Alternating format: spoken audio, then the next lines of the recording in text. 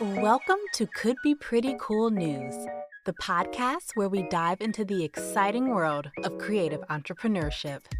I'm your host, Casey, and together we'll embark on a journey to explore this dynamic ecosystem from multiple angles, including academia, research and data, community building, and compelling personal narratives from creative entrepreneurs themselves. Get ready to be inspired, informed, and empowered as we uncover the stories and strategies behind building successful creative ventures. It's time to discover why the world of creative entrepreneurship could be pretty cool. Our first guest today is Ariel Fristoe, founder and artistic director of Out of Hand Theater in Atlanta, Georgia. Out of Hand isn't your typical theater company. They're using the power of performance to work for social justice. Through a unique blend of short plays, films, and facilitated conversations, Out of Hand is tackling issues of racial and economic equality in creative ways. What's even more fascinating is their business model, which has caught the attention of Harvard Business School and international researchers. Ariel will share how they've managed to quadruple their income in just 4 years while staying true to their mission. So we're so excited to have you on the program today. And if you could just introduce yourself and tell the folks listening what it is that you do. Yes, I'm so happy to be here. Thank you for inviting me, Casey. I'm Ariel Fristoe. I'm the founder and artistic director of Out of Hand Theater in Atlanta. Amazing. So can you tell us a little bit about Out of Hand? Why did you decide to found this initiative? And what are some of the things that you all do? We use the tools of theater to work for social justice. So we're not your normal theater company in that our primary mission is actually never arts or entertainment. Those are just the tools that we use to work for racial and economic justice. That is our real goal. And the way that we do that is through programs that combine short plays and actually sometimes short films with information and conversation on racial and economic justice topics. So we feel like all three of those components are really important, and that's our recipe is art to open hearts, information to open minds, and conversation to inspire action. So there's lots of data out there, and yet a lot of times it just doesn't hit home for people. But art has this incredible power to engage people's emotions and engage them in an entertaining story. And that can make the message stickier and more meaningful, particularly when you pair it with the data. Amazing. So it sounds like this initiative was something that came from passion, from wanting to make change, wanting to do things. And so I'm curious, as you were first starting to shape what Out of Hand ended up becoming, were you also thinking about the business plan, the business model, the vision statement, and the mission statement, all of that stuff? So I have been doing this job for 23 years.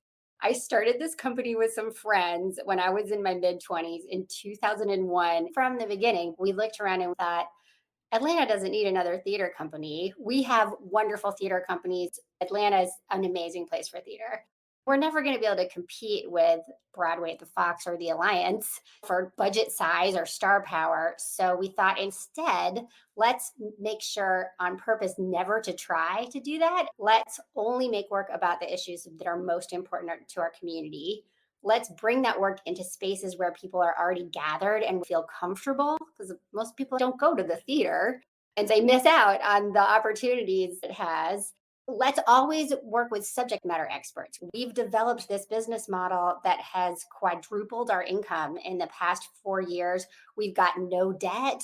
We've ended every year with a budgeted surplus for the past 12 years. We're able to maintain an operating reserve. So we have at least 4 months of working capital at all times, and to do that while benefiting our communities. We didn't start out thinking about the business plan, but it is very much top of mind for me now. My personal mission in life right now is to help as many other arts organizations as I can. If there's anything they can borrow, steal, or be inspired by from our model to deepen their community engagement, find new ways to do partnerships to benefit their community and stay fiscally sustainable. So that actually leads me into my next question. Out of Hand has been the subject of major national and international studies and conferences because of your unique, both creative model and unique business model. So I was wondering if you could talk to us a little bit more about how people are paying attention to you from a research perspective to try and help other organizations who may want to replicate this model. Oh, yeah. Thank you for asking. This has been so fun and such a surprise for me. The wildest one for me is Harvard Business School wrote a case study on us this year that they just published in April. They flew me up for the first time they taught it, and it's called Out of Hand Theater Monetizing Creativity. I honestly was thinking, like, what?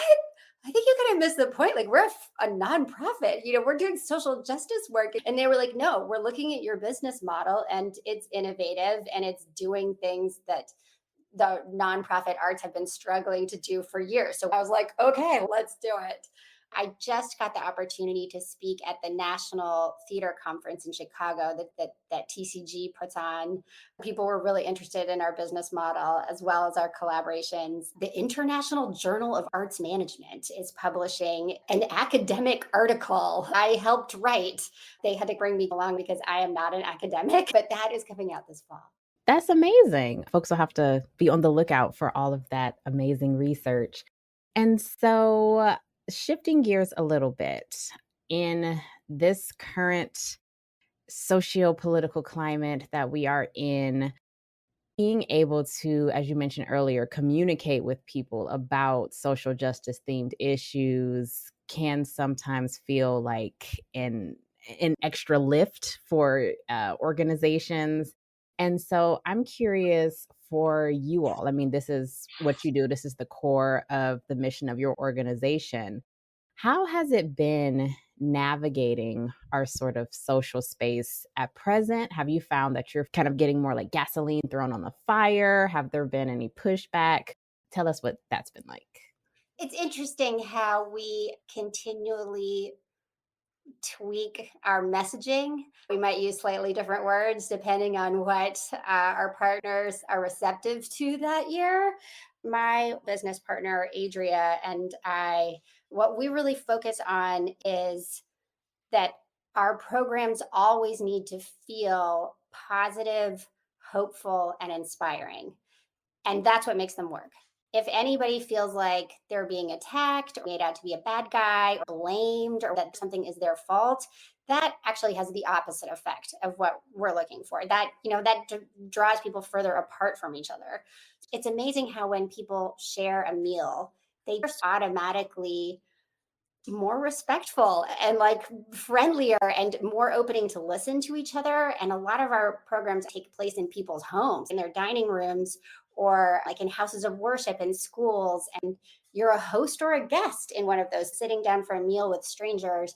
We intentionally frame these and also with carefully crafted dialogue commitments that we ask people what to do and what not to do during these conversations so that we want everyone to leave feeling like, oh, wow, I feel great about that. I feel great about the fact that I participated in that. And so, on that note about sharing food while having an experience, while having a dialogue, if you could just dig a little bit deeper about the connection between having an experience and sharing food with maybe someone who's a stranger, maybe someone who has a different viewpoint. Why is that piece, the having a meal, having a cocktail, so important for your programming? Yeah, I think in a similar way to the way many families feel about how important their dinner table is, sitting down for family dinner, that our events are the whole city. We want the whole city to sit down for family dinner and have an important conversation. Sometimes we get 1,000 or more people to actually have dinner on the same night, not in the same room, usually in locations all across the city, but they're having the same conversation and seeing the same play. It's so fun when we get to hire dozens of actors, give them all the same script, rehearse them, and then have them all perform the same words at the same time across Atlanta. Amazing. Okay, I just have a few more questions for you. So, I am wondering about how Out of Hand evaluates the success of your programs. Here on Could Be Pretty Cool News, we love talking about data, and so the programming that you all do is aimed at folks who want to learn more about social justice issues, have experiences. How do you actually measure whether or not you are succeeding in your mission? Ooh, great question. Okay. So, to start with, as far as we know, the way most theater companies measure their programs is how many tickets did they sell, how many people came, and often what the economic impact was of just people buying those tickets, but also then traveling, maybe going to restaurants, parking decks, economic impact on the city. We measure three things for every program. We measure the extent to which, if any, people learned something new about the subject, the extent to which they were moved by the event. That's the emotional engagement that we're looking for. And then the extent to which they are inspired to take action by the event. And may I ask, how do you capture that feedback? Is this through surveys that are given after experiences? Yeah, we ask everyone to fill out a survey at every program before they leave that night because it's really hard to get them to fill it out after they leave. We don't get 100% participation, but we try to get everybody to do it before they leave. Amazing. So I would love to know, again, we are heading into a fascinating time here in the States. What are some of the things that people can look forward to from Out of Hand, either through the rest of this year, for the next few years? What are the hot takes of things that are coming up for Out of Hand? So last year we won the Bloomberg Public Art Challenge. Bloomberg Philanthropy gives $1 million to big cities around the country for free public art on a topic that that city chooses. And the proposal that we won with, Atlanta's proposal, is a collaboration between Out of Hand, the city, the National Black Arts Festival, and the CDC Foundation. Our topic is health equity, specifically racism as a public health crisis in the way that the CDC has defined that and is working on it. So we have a special version of Equitable Dinners about health equity in Atlanta that we now get to offer for free to any group in Atlanta whenever they want to do it. So a school, a company, a house of worship, a neighborhood association, even a book club, we can bring you this program whenever you want it. So please check that out. We are planning our next shows and homes, which will be in the spring of 2025. And that is going to be a show about homelessness and housing insecurity with Partners for Home and probably a couple of other community partners too. We like to have a subject matter expert from a partner organization at every single performance. And we're talking like 3 performances, 40 different living rooms who can talk about the issue, what their organization is doing on that issue, and how the audience can get involved. We're expanding our vaccine confidence program. We have a program that was developed specifically for Black audiences in Georgia that goes somewhere in Georgia 4 times every month in partnership with the Department of Public Health. And they've now asked us, we're hiring a whole other team to build a complementary program for Hispanic communities in Georgia. So that will be launching later this year. Very nice. And if people want to find out more about this upcoming programming and how they can get involved, what's the best way for them to do that? Check out outofhandtheater.com. You can also find more information specifically about our Equitable Dinners program at equitableddinners.com. And then both of those have social media presences on Facebook and Instagram, and you can always find me on LinkedIn. So the other unusual thing about our business model is for most theater companies, ticket sales make up about half of their income. And that can be really hard because if audiences aren't coming that year or to that show, you didn't necessarily know that in advance and you might have already spent the money. So organizations in Atlanta and in other parts of the country will actually pay us to make theater to serve their goals. And then also major grants for free programs are our biggest source of income. So that actually ties into the question I was like, oh, I meant to ask. There are individuals, creative entrepreneurs, indie artists who are like, I just want to do my art and I want to be able to be paid to do my art. But I was wondering if you had any advice for expanding the possibilities of combining art with some other type of function or organization, or how can one expand their creative practice to also include partnerships and things like that? Atlanta is just overflowing with wonderful writers and actors and all kinds of other artists and creatives. And I think the possibilities are endless for artists to reach out to organizations in their own neighborhood and say, hey, what can I do for you? Is there any way that I could help lift up your mission or advocate for what you're working on or just bring more awareness to something, an issue that you're dealing with through music or dance or theater or visual art or video or podcasts like you do or so many different media. So I think we're going to see even more of that in the future.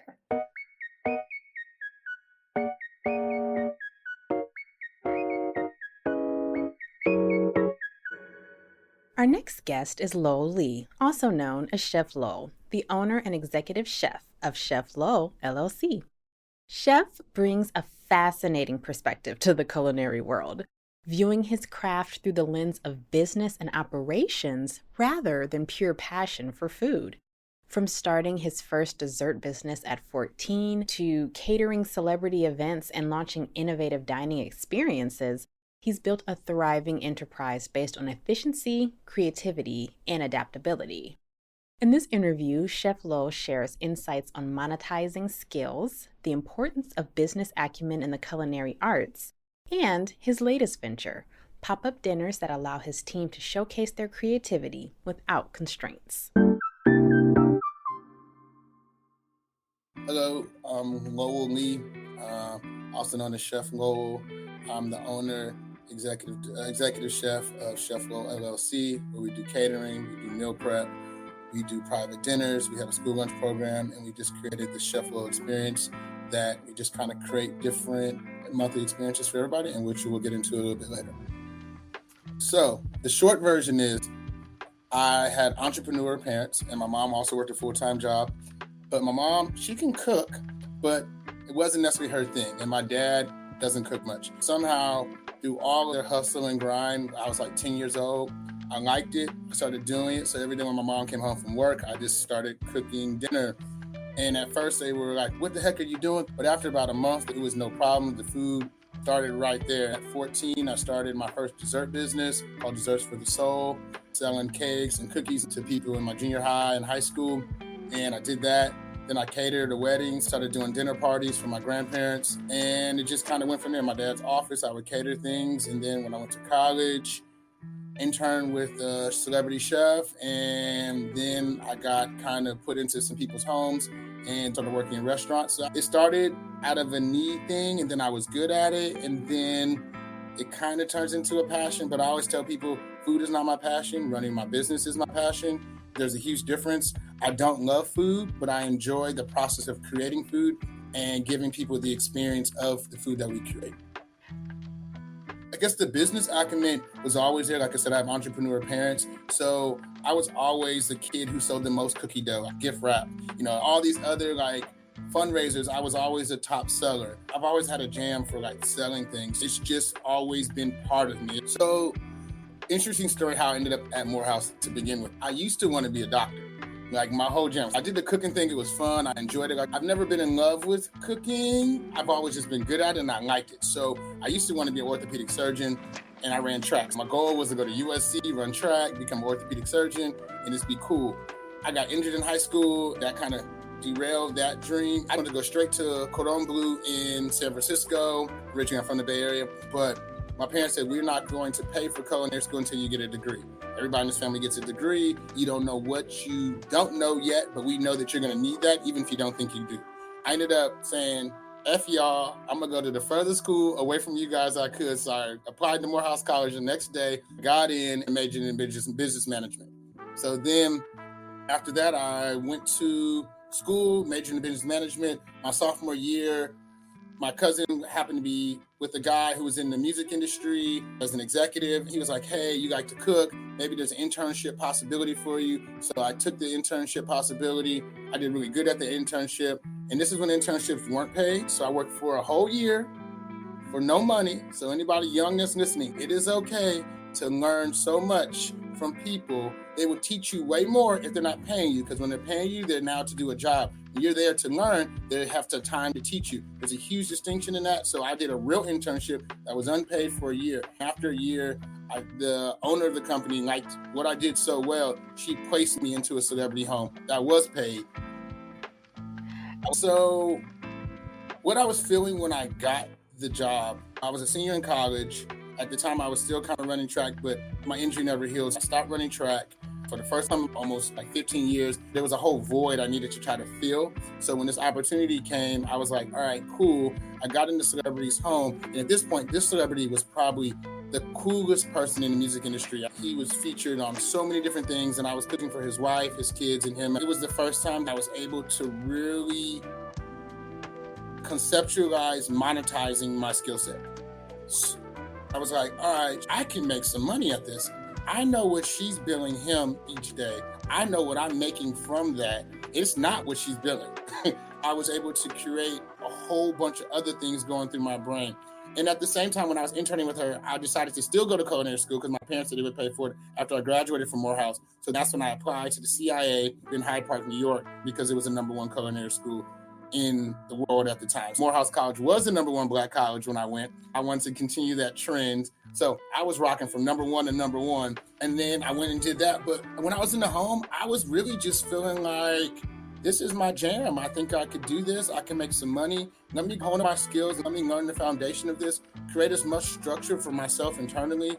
At the time, I had the skills, so no matter what phone call came, I was able to run with it. It didn't matter what part of this industry, because I had done catering on a micro level for dinner parties of 2 to 10 people. And then also I've done parties up to 250 with another catering company in Atlanta. And then another internship I did in California, my largest party with them was 1,500 people. So like I had this array of skill sets that I had possessed over the last 4 years of interning, getting jobs over the summer and staying busy in my career. At that point, I was like, well, I can do anything I want. I just got to figure out where I want to be now. So remember, I started before social media was even a thing. And when I started my career in culinary arts, there was barely the Food Network. We had Julia Childs. The Food Network had just got started 2005, 2006. So it just started popping. There was no Iron Chef at this point. It didn't have a lot of commercialization. It didn't have a lot of influence that made it cool and something that you wanted to do. I was ignorant. I didn't know 90% of the world's chefs were men. Because in America, quote unquote, women cook, right? But in the profession, it's the opposite. Men cook, it's a male dominant field. To get a woman executive chef in America, it's way more now than it was back then. I could probably name 5 women executive chefs that I knew coming from the land of food, San Francisco Bay Area. I live right between San Francisco and Napa Valley. We had the world of restaurants, but it wasn't too many women running those things. It was more important for me to focus on me and what I can create for myself and what's something that I can do every single day.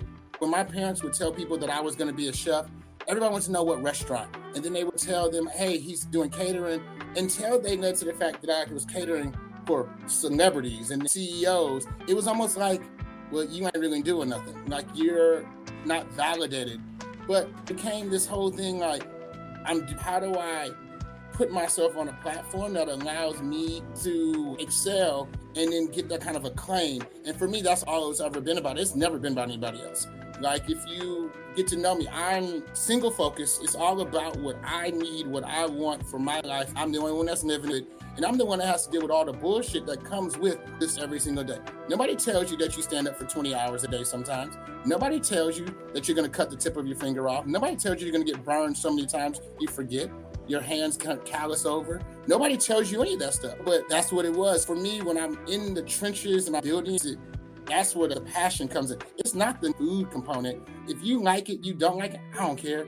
But if I have a business that is sustainable, that's efficient, that's effective, I have everybody on my team working hard together as a unit, that is what I call perfection. That's what gets me going. How do I get the business to run in a way that they don't need me, but our product is still consistent, it's still very good? And so that's where I started years ago, laying down the foundation, giving myself enough space and time to learn from different people, and then putting the stuff to practice. There was a void in my career as I was building my business. Creativity stopped because you can't create and build at the same time. This is why you have designers, Jimmy Choo, a wonderful shoe designer. He had to sell or give up 50% of his business so that he can go to focusing on the shoes, and his business went worldwide as soon as he allowed somebody to come in and run the business, and he just had to design the shoe. It was just what it is. But I've been fortunate enough and crazy enough to try to manage this thing, be creative. So there's times in my career where I didn't create anything for years. Hence why I'm doing these pop-up dinners now, because I was getting angry with myself because there was nothing to create. I did as much as I could on the business development side to get the company to where it needed to be. Human capital is always going to overtone, but the business structure was getting there. So now I'm like, well, let's have fun again. I'm working this hard. Why am I not looking forward to coming here tomorrow? People think that this whole thing, like that whole Simone Biles thing, when she had the mental breakdown and it was mental health, I get it. You get burned out at being great. You get burned out of trying to keep yourself focused. There's a burnout and your body can only handle so much, and then exterior factors come in. Right now, I support every decision I make. I'm making it so that the 7 people who work for me full-time right now, it is for them and their families. It's not about me, because if I make a bad choice, it negatively affects everybody who works for me. So I always keep that in mind as a business person. But it all started from me going to college, going to class every day, learning everything I could about business. I mean, when I tell you I know random facts about business, what corporations did, how they value chain, supply chain, all of that stuff. Like operations, this is an operation brain 1000%. And my product just happens to be food. So the way creativity plays into the way the operation works is I took a model that didn't really exist. When I started my meal prep business in 2010, there was no Blue, no Hello Fresh. This was a business I created in Atlanta where we had a menu that came out each week. I grew it from 2 families that believed in me and still buy food to this day, 14 years later. At that time, to about 55 was our most households we had in a daily rotation at one particular time. So we took it and, it was really just being as creative. How do we design the routes? How many delivery drivers I need? How do we create a menu that works well? The delivery times, now we deliver food between 4 a.m. and 7 a.m. because the traffic over the years has gotten so bad in Atlanta. It's just the only time that we can move through the city. By 6 a.m. if we're not almost on our way back, we're done because the traffic is so bad. But being able to not limit myself because what everybody else is doing, staying focused on what my end goal has always been is to make things as efficient as and effective as possible. And that's how I keep being creative. Can this be better? One thing I always ask, can we do this differently? Can we do it better? I ask that question. Well, we've been doing it like this for months. That's not my question. My question is, can we do it better? If we cut this chicken a different way, does it look better? Because I always continue to challenge myself. Because I can make the same thing amazing 100 times. Some stuff I'm never going to touch, but there's always room for improvement. People's tastes change. Now it's just moderately spicy because people's spice sensitivity has increased so much. Because, hot sauce is everywhere now. And then now you have this whole world of people who have bad digestive problems, way more than it was 10 years ago. Now you have people who can't touch spicy food. But now we have to figure out how do we make curry chicken, not spicy, but still as good. This is when the creative aspect and the business aspect have to merge. So our meal prep service is, we have a weekly menu that comes up, soups, salads. We do some rice entrees, some pasta entrees, dinners, kids meals, cheflowell.com if you want to check that out. My goal is always to make food healthy and clean. I have a commercial kitchen that's at 1,100 square feet, and we do not have a deep fryer. I refuse to be a black chef that fried chicken. I refused from the very beginning of my career. Can we do all that? Yes. I can make anything. We can fry fish. Now we have the capabilities of frying things, but it's not on our weekly meal prep. We don't fry food for our catering either. We just don't do it. I decided that If we can't figure out how to make people happy without frying, then we failed ourselves. How can we make something crispy? How do we give people crunch? How do we give them the satisfaction of like it being Southern and, heavy at the same time as being healthy and clean? And that's another big thing with our meal prep. We try to make sure everything's balanced, everything's clean, but we still gonna have fun. We're gonna make turkey lasagna and we're gonna put 6 different types of cheese, and it's gonna be not good for you, but it's gonna rock. It's gonna be some good turkey lasagna. We don't make beef lasagna because if we're gonna do something unhealthy, I try to still make it as healthy as possible. And so that's where I kind of play with it. I've never made beef lasagna in my whole career. It's not a menu option that we offer. Now I have way more confidence in saying no to customers. No, we do not do that. In the beginning of my career, I used to stretch myself way too thin trying to appease everybody else. But now I know who I am. I know what we do. And if you come to me, we lay it out. I'm a very clear black and white kind of guy. I get classified as spicy, a little aggressive. I can come off rude. However, it's rude when you ask me to make something I tell you I don't know how to make. It's rude to assume that I'm going to do it the same way your grandmother is going to do it. It's rude to come in with not the budget and then expect me to now pull it off. So yes, it's rude on both sides at different times. But in business, especially being a small black business, everybody devalues us until we add enough value to ourselves and enough people can support us in the value that we're at. Because if not, nobody will ever value us. Everybody wants a hookup, a discount. It's only going to take you 2 minutes to do it. I said, yeah, but that took me 10 years to do it in 2 minutes. How long will it take you?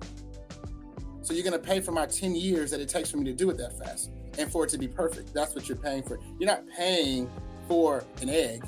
You're paying for the egg to come and sit in a chafing dish for 2.5 hours and still be not green and ugly by the time you eat it. We know when to take it out, how long it's going to sit. That's what you're paying for. Like most Michelin star restaurants, the food is made by brilliant, talented people. And you're paying $200-$300 for that food. That food may have cost them $30. The markup is because of talent. The same reason why I can get up and sing a song, but it may not be as good as Beyonce, but that's why she makes the money she makes and nobody pays me. So one of the things I have had to learn is I had to change my customers. I've had to focus my customers on people who value the culinary experience, not a deal. And once we were able to gravitate in that space, my business was really begin to be able to grow. And then, we had some other hiccups come in there, which you can talk about on the next time you invite me back, about what it takes to build your own space out.